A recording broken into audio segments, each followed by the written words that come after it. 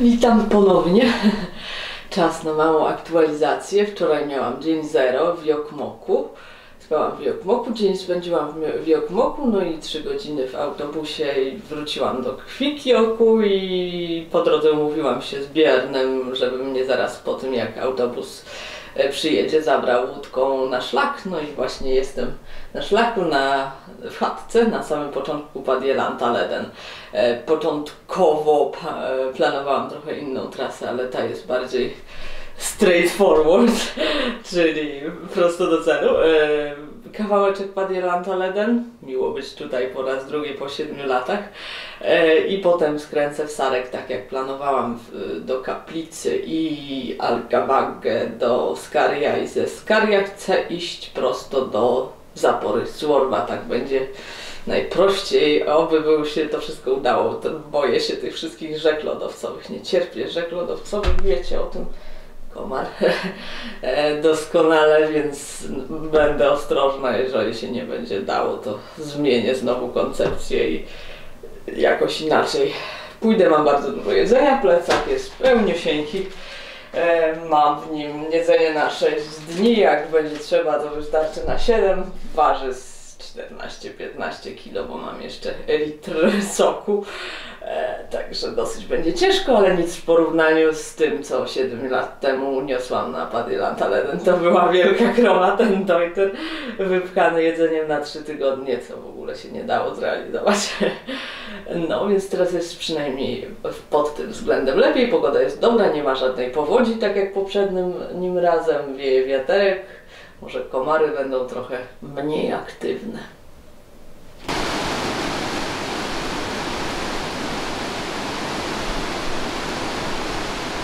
Tutaj nad rzeką był mój pierwszy biwak podczas przejścia Padjelanta-Leden. Spadł wtedy straszliwy deszcz, rzeka wezbrała.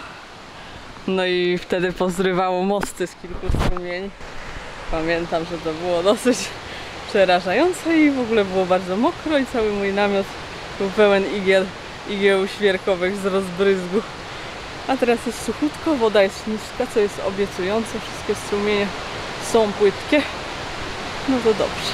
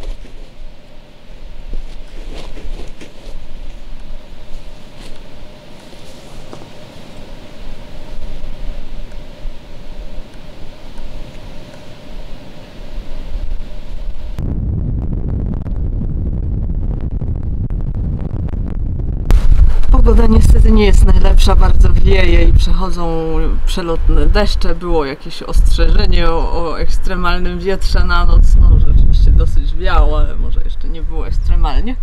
No ale teraz wolałabym, żeby było dużo lepiej, ponieważ właśnie w tym miejscu skręcam z Padjelanta-Leden do Sarku, w górę tamtej dolinki.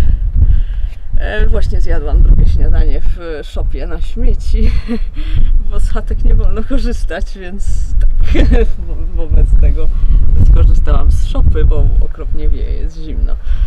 No więc będę Was informować, jak to dalej pójdzie w najgorszym wypadku. Jutro będę tu z powrotem.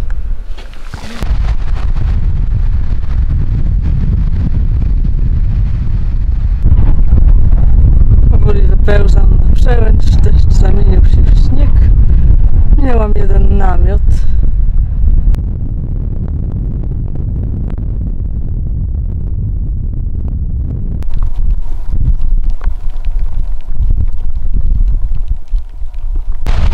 Przeszłam właśnie przez tą rzekę, ma wiele odnóg, więc nie było problemu. Do półłydki ledwo sięga. No ale pada deszcz, więc w każdej chwili się może podnieść, a prognozy pogody nie znam i tak, to jest to miejsce, z którego już może być problem wrócić. A na tej rzece będzie właśnie most.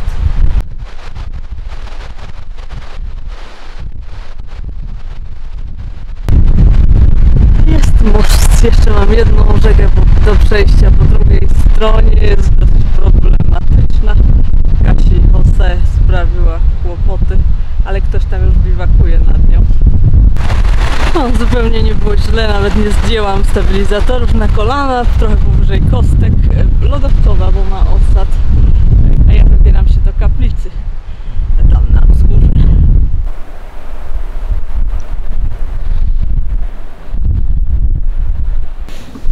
Całkiem niezła miejscówka, kaplica na skraju Doliny Alcavagge. Ta właśnie dolina jest tam za mną, jutro będę nią szła. A tutaj mamy 2500 km, kilkanaście kilometrów w tamtą stronę. Nie było warunków do zrobienia napisu. Tutaj jestem na Zawietrznej, ponieważ aparat stoi na parapecie kaplicy i miałam kamyki i w ogóle jest mi teraz dobrze, a wtedy było tak trochę łysawo z tym całym deszczem, wichrem.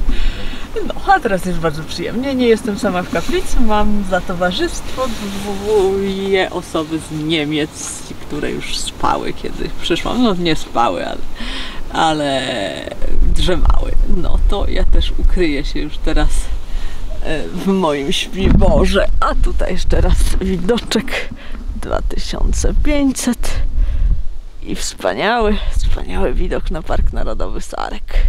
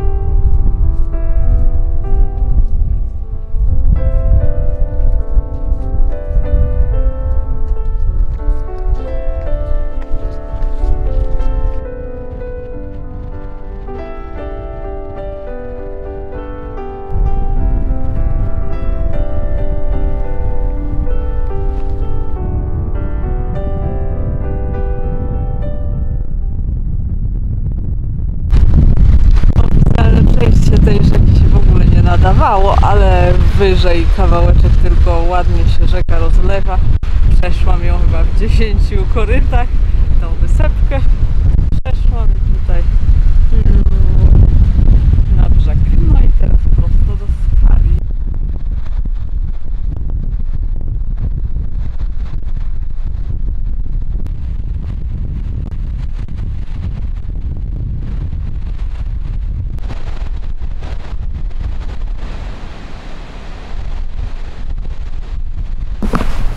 No, spało mi się przyjemnie, to właśnie jest chatka Skaria, 6 namiotów wokół, więc całe tłumy, taka to właśnie jest dzicz tutaj. A teraz czeka mnie wędrówka piękną ścieżką w tamtą stronę, a potem ścieżka zniknie, a ja będę zmierzać w kierunku zapory Suorva, ale nie sądzę, żebym miała szansę dojść tam jutro, dojść tam dzisiaj, dojdę tam jutro, jeżeli wszystko pójdzie zgodnie z planem. Jest już bardzo późno, po 9, ale tak było przytulnie i poznałam miłych chłopaków z tych namiotów, więc gadaliśmy sobie wczoraj wieczorem i dziś jeszcze przy śniadaniu. No, pogoda dziś lepsza, jest nieco cieplej. Pełna jestem nadziei na ten ostatni odcinek.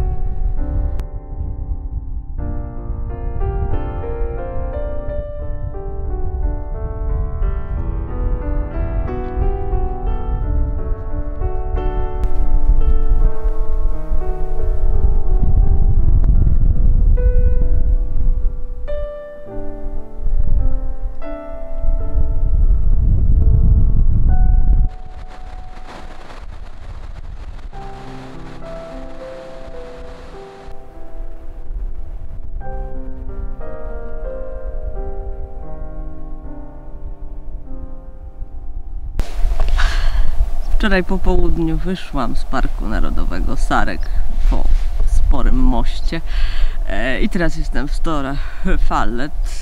To tylko jeden nocleg w tym parku, ale nocleg, przyznacie, cudny. Rzadko biwakuję w ładnych miejscach, bo jest tam wietrznie, zimno i mokro, ale dziś jest tak piękna pogoda. Wczoraj było pięknie, noc była chłodna i bezchmurna, a rano zaświeciło słoneczko i cała kondensacja, tudzież rosa wyparowały. Komary niestety dopisują. No, ale to jest jedno z takich miejsc, co się mówi, że home is where you pitch it. Naprawdę popisowe. Strasznie się obijam na tej wyprawie. Już jest 9 rano, jeszcze się grzebię. No, ale muszę się już zwijać i teraz będę wracać na Kungsleden. Mam jeszcze 14 km do zapory Suorva. No i tam kawałeczek asfaltu i Vakko-Tavare i będę się kierować na Abisko, aczkolwiek mam nadzieję, że bardziej okrężną drogą, jeżeli pogoda dopisze, tak jak dopisała w Sarku, to może uda mi się wejść na Kebnekaise. Te komary. Chciałabym, to byłoby fajnie. A Sarek mi się bardzo udał, niepotrzebnie się bałam, były bardzo niskie rzeki, no miałam szczęście, normalnie nie są takie niskie i wtedy te rzeki rzeczywiście są problematyczne, a tak to najgłębsza sięgała mi dotąd. Idealne warunki, jak zwykle miałam szczęście. To jest już ostatnia rzeka, jaka została mi do przejścia.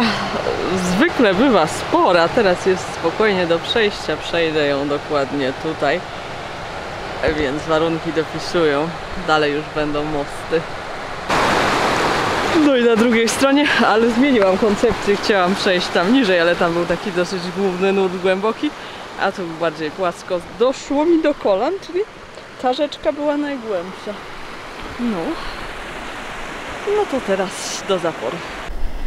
Tutaj gdzieś ma się pojawić ścieżka w tym gąszczu bulderów i krzaków i początek lasu brzozowego. Trudno coś znaleźć, plącze, ale chyba jest tam coś, widzę. Na kształt ścieżki to chyba będzie to. Ścieżka tak szybko jak się zaczęła, tak się skończyła i wylądowałam w totalnych krzakach. Ścieżka ma być gdzieś kawałek poniżej, na razie nie mogę jej znaleźć, ale tu są tak wspaniałe maliny polarne, jeszcze takich pięknych nie widziałam, więc muszę je najpierw wszystkie zjeść, a potem pójdę na dół.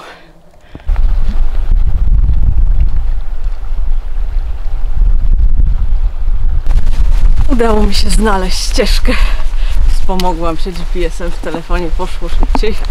Rzeczywiście istniała, gdzieś tam była. Przeszłam zaporę, jest otwarta, jest bramka dla pieszych. Spotkałam na dole 4 chłopaków. Poprosiłam o jedzenie, jakie mi zostało, ponieważ bardzo dużo zostało mi po sarku. Myślałam, że dłużej mi zejdzie, a nie zeszło. W związku z tym bez sensu byłoby jechać do miasta i tracić cały dzień.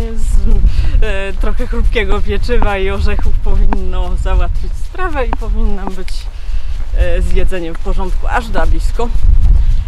A teraz wędruję sobie drogą, ale przyjemnie, na asfalcie. To nie jest fragment Kungsleden, ponieważ Kungsleden nie ma ciągłości. Hajkerzy tam kończą poniżej sarku i biorą autobus do następnego odcinka. Ja mam tylko 7 km tej drogi do przejścia, więc nie jest to żaden problem. Wręcz jest to przyjemność po rzekach i łazach i bagnach. I jestem w Parku Narodowym nadal, Stora Sjöfallet, którego nazwa bierze się od wodospadu, który kiedyś istniał zamiast tego jeziora, to znaczy on jest poniżej. Był kiedyś ciąg jezior, one były połączone rzeką i właśnie w jednym miejscu był wspaniały wodospad. No i zniszczenie tego wodospadu to jedna z największych tragedii przyrody lapońskiej. Do dziś się dyskutuje, czy to była dobra decyzja, czy nie.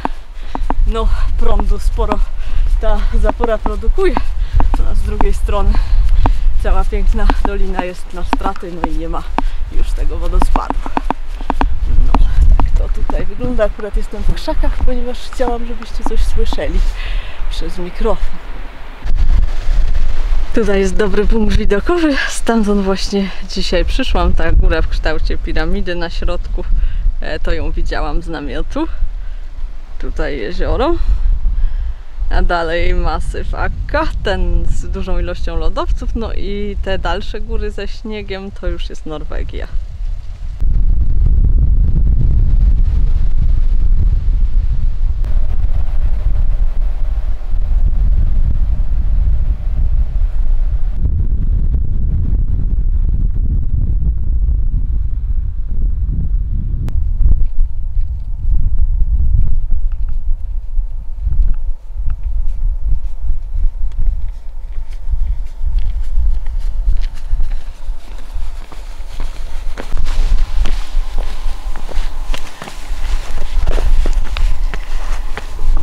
Jak zwykle za późno zrobiłam znak, miał być na poprzednim wzgórzu, a jest na tym.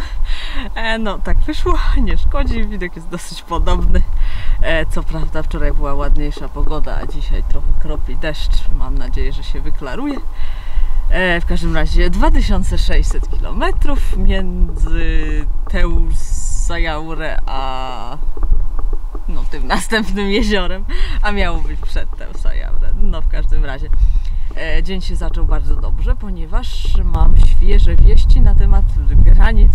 Norwegia otwiera granicę z Norrbotten za 2 dni. Dziś jest czwartek, pojutrze będzie sobota. Na razie lecę na północ.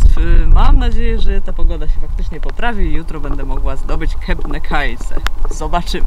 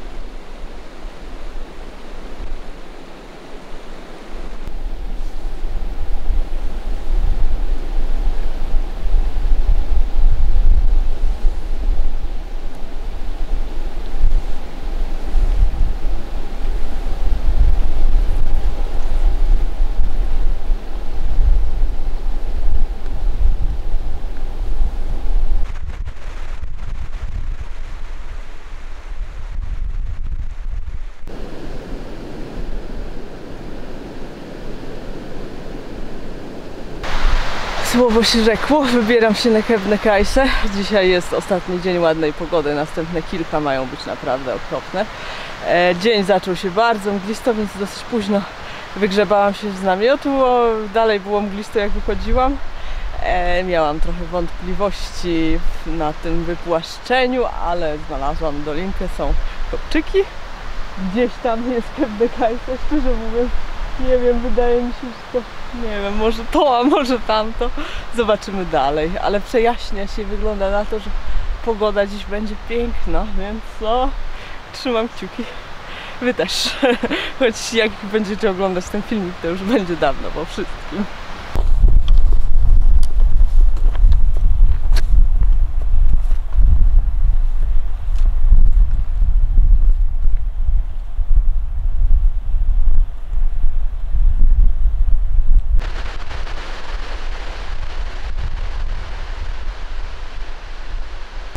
Wylazłam na przełęcz. Tutaj spotykam się z oficjalnym szlakiem ze schroniska Kebnekaise. Oficjalny szlak wchodzi na tą górę, schodzi na tą przełęcz i potem wchodzi już pięknie oznakowany na Kebnekaise. No a ja sobie oszczędziłam tej drugiej góry i będę musiała wrócić tą samą trasą, oczywiście, bo na dole jest mój namiot. Jest tu już sporo ludzi, jest na razie piękna pogoda, no więc lecę pod górę.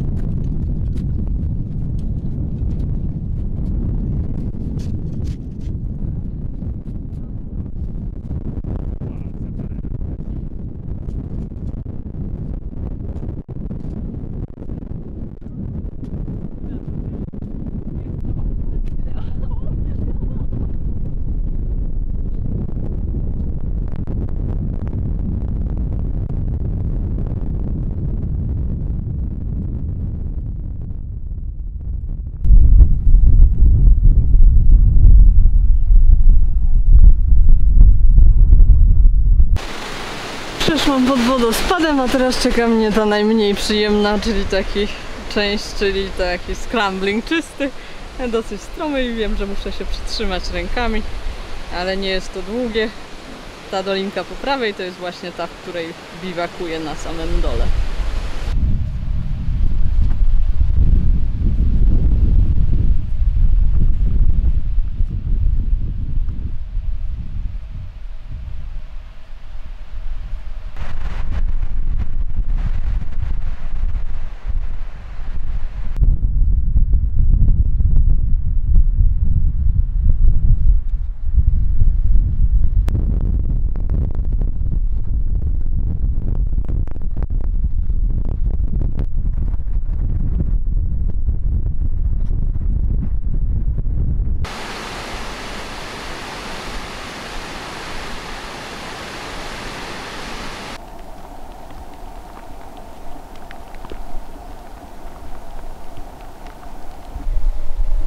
To chatka, w której dziś spałam. Widok cudny. WC również.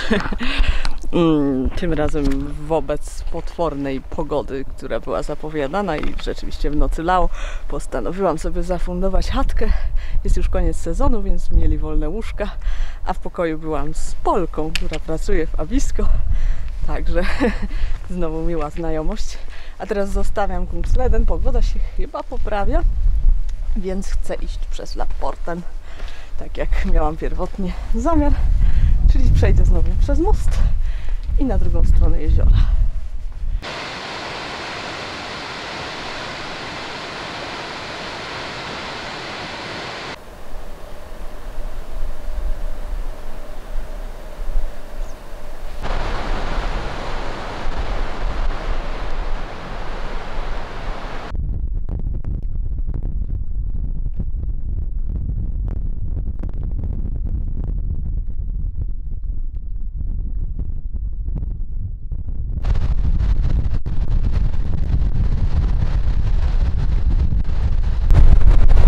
polska natura mnie nie oszczędza. Wczoraj lało i wiało straszliwie. Akurat jak się rozbiłam sobie namiot w miejscu jedynym w promieniu chyba 50 km, w którym są drzewa. Także miałam spokojną noc. O, ładne brzuski. A teraz wybieram się tam, naokoło tej góry i za nią jest Dolina Laporten. Mam nadzieję, że wiatr mnie nie zdmuchnie.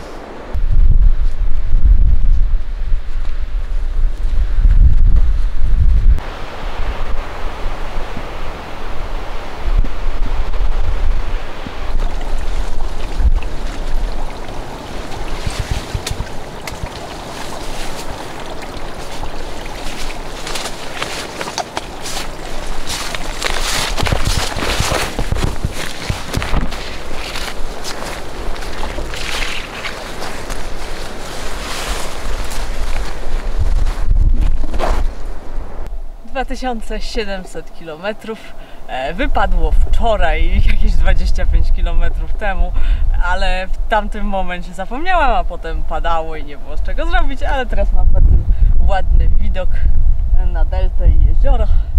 Idealne miejsce, a więc oficjalnie 2725 czy 27.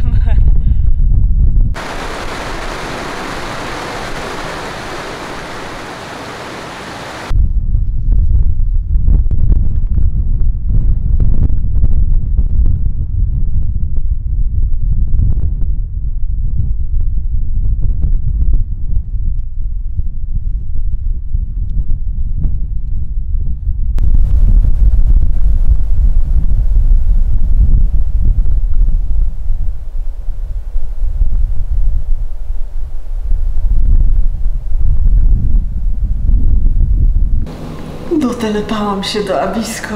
Niewiele z Laporten widziałam tylko na początku, a potem zaczął bardzo znowu padać deszcz paskudnie, zrobiło się zimno, wietrznie. No, zeszłam do Abisko, na szczęście był dobrze znakowany kopczykami szlak, więc nawigacja ok. Minęłam 2 namioty rozbite w chmurze i w deszczu. No i jest już prawie 9. Jutro będę robić rekonesans, co właściwie mogę tutaj zdziałać, a o tym dowiecie się później. Dzisiejszy nocleg sponsorowany jest przez szwedzkie koleje. Dworzec tak wygląda, jest bardzo niewielki, jest na dole WC, no i na podłodze jest mój śpiwór i tutaj cały mój bałagan. Kolacja właśnie dochodzi. Ostatnie resztki jedzenia.